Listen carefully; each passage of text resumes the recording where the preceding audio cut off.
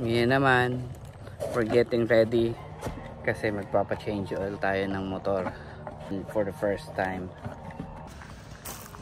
So nakatakbo na siya ng at least 1,000. Meron sana akong change oil doon sa Yamaha, kaya lang bibilin ko rin naman lahat ng mga equipments. So nag-decide na lang ako na magpa-change oil myself kaysa hintayin ko yung 1,500 kilometers or December 7. Which comes first? Na ako lang rin naman ang bibili ng oil. Pupunta tayo ngayon sa North para magpa-change oil.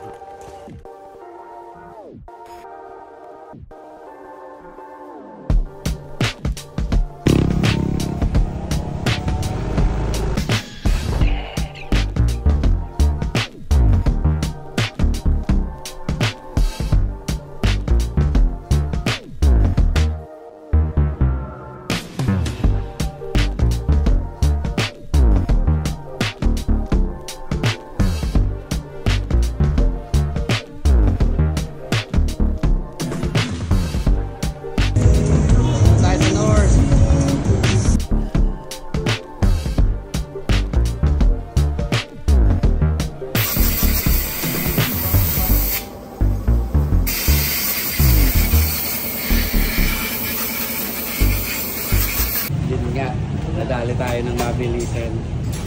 Bagay naman siya sa gold, di ba? Gray gold.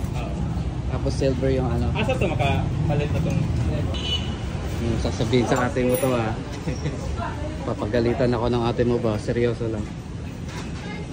Kala ko ba change oil lang? Bakit ano ka na namang upgraded sa motor mo ba? Ano yan? Lokohan ba yan? Alright, meron na tayong primer accessories. Nice.